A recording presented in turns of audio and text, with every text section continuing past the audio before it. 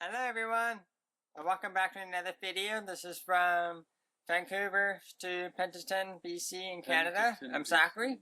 I'm Jason. And it's a sad story. Yeah. Welcome to the channel, or welcome back. For all of our loyal followers who have been helping us along the way, we have some sad news to share. Yes. The candy, Jason pressed this little fan, broke down in Penticton, BC. It was more of an engine failure. The compression that was causing the spark plug on top of the engine caused it to explode, essentially. And that meant that Candy became inoperable. Like, we could still potentially drive her, but she could die at any moment. Yeah. So we decided to just kind of put her to the scrapyard. Put her to rest. And now we're in Austin, Texas. Yep. At Zach's house. Yeah, my family. Surprise. Surprise. But yeah, this video we're gonna be going into the days leading up to it and yeah, how it all went down. We're leaving Vancouver.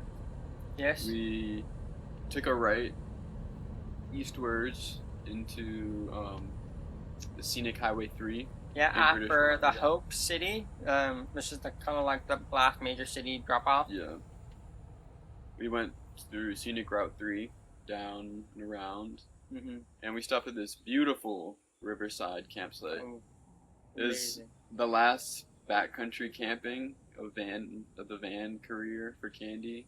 And it was probably one of the nicest spots we've ever been.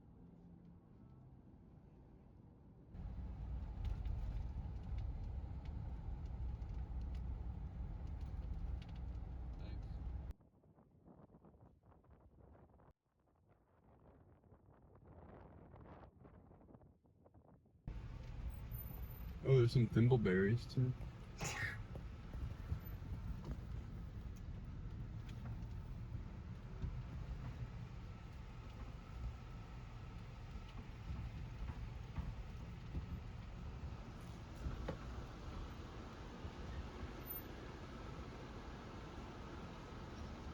Hi, berries.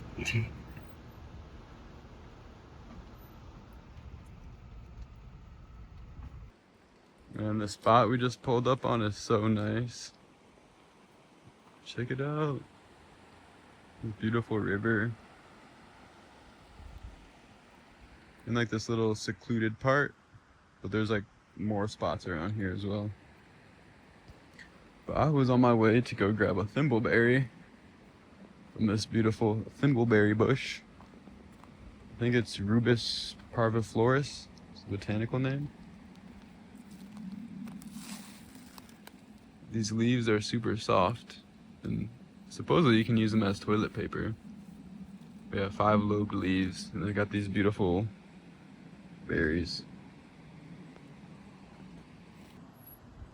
Cheers.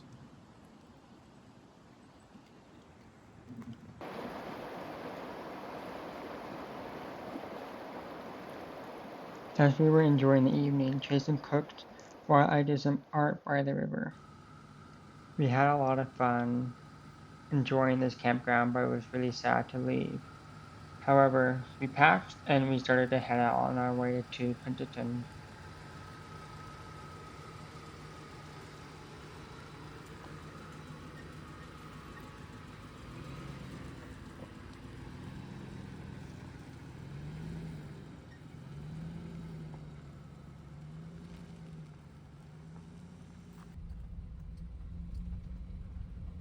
But that's also when Jason noticed or heard something for a half a second with the rubber squeaking or something. Yeah.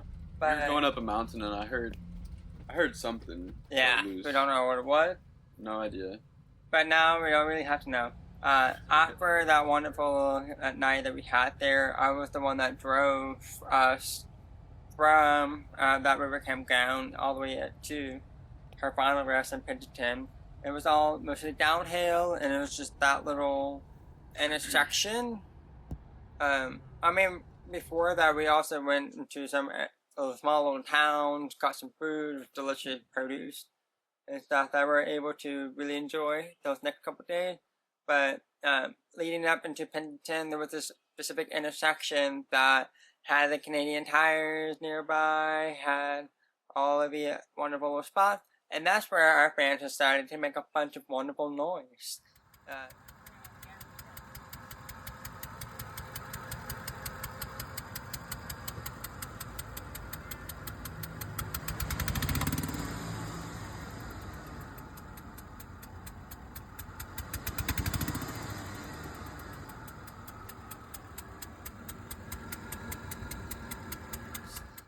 It was puttering, and it was just like getting really loud when you hit on the pedal, and that's when I was like, "Oh, time to find a spot." And we were turning left on that intersection, and I just found my nearest right, and it was a good spot for us to sleep in for the next 2 nights before we had to tow it to Canadian Tires. Yeah. So, like that night, we came to a sputtering stop. Kind of did like some diagnosis to try to figure out what was going on. Yeah, FaceTime my dad, like, "Hey, help me." We thought it was something to do with the exhaust system, based on The exhaust the manifold. noise and where the smoke was coming from. Not smoke, It's but not smoke. where the air was coming from. So yeah, we kind of took it easy, and I called up Canadian Tire, and I got us an inspection scheduled for a couple days. Yeah, on Monday. future. We got there on Friday or Saturday. I think yeah, Saturday. Yeah. I think. So yeah, we were stranded right by the big convention center, in between a couple gas stations. So we had places to use the bathroom and To places swim, stretch. to eat, to shower. It was really nice in those areas. We even went to the library that they had over downtown in Penticton, the public library. Really great museum there, honestly. Yeah, it was cool. If you ever get stranded in Penticton, we know the spots now. Yeah, honestly, like, it was a good place to get stranded, especially when you think about all of the remote highways we were on and around. Rolling into town and breaking down right around the corner from the mechanics was pretty ideal. Yes. But it still sucked, obviously. Yeah, and we were talking to some folks, and they were saying that if we went any further than where we have been, most of the areas were ghost towns. We were pretty lucky and felt like there was a sign for us to kind of like switch gears and start thinking about our way back home. And it felt like once we were able to get the sad news that then we decided to take everything out of the fan. It came from this to this. This was what's left of candy after we took everything out. I will not be able to take that because it does not fit into the car, and it's gonna be quite sad to be leaving her. Oh, stepped in a puddle.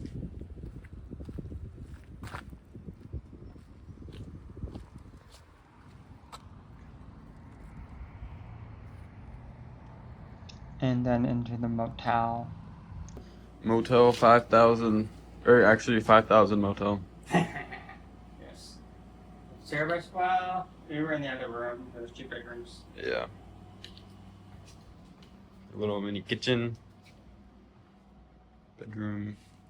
Bathroom. Whoa.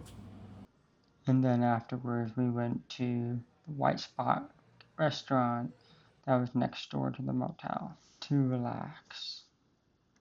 They were telling us that whenever they were checking through for the diagnostics it was up, they saw spark plugs and stuff and turned it on, and they were saying it's the loudest sound they've ever heard in the shop.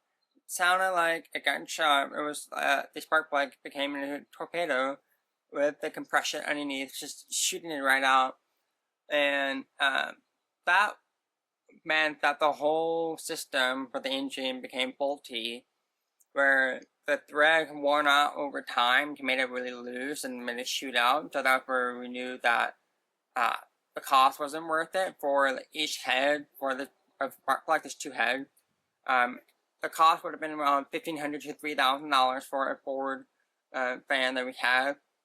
For the parts only. To get the parts. Essentially, like we need to replace the heads of the engine. Yes. which would have been And we didn't have the tools. super expensive or impossible for us to do. Yeah, we didn't have the tools to really work with it.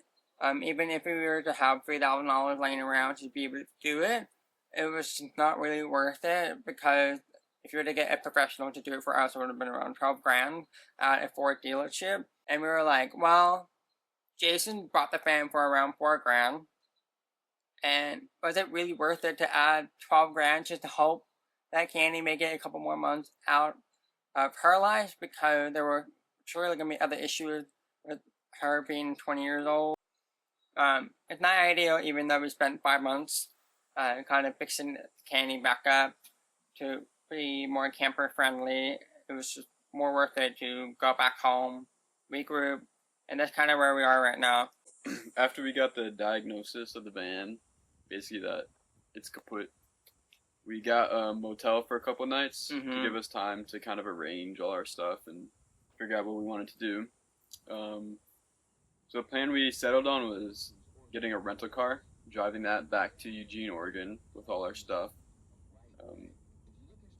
And then we basically found out that since we're under 25, we have to return the rental car to the same location back in Penticton. So what I ended up doing was we took the rental car down together, which is about a 10-hour drive. And then the next day I took another 10-hour drive back up to Penticton, dropped off the car, stayed in a hostel, and then the next morning got up early and took a series of flights and trains back down to Eugene. Yeah, all within those 3 days. And shout out to Rich and Diane. Thank you so much for allowing us to be at your place for those couple days and week where we can get our bearings together and really figure out our next step. We are happy to be somewhere we're a lot more comfortable, back home in Texas.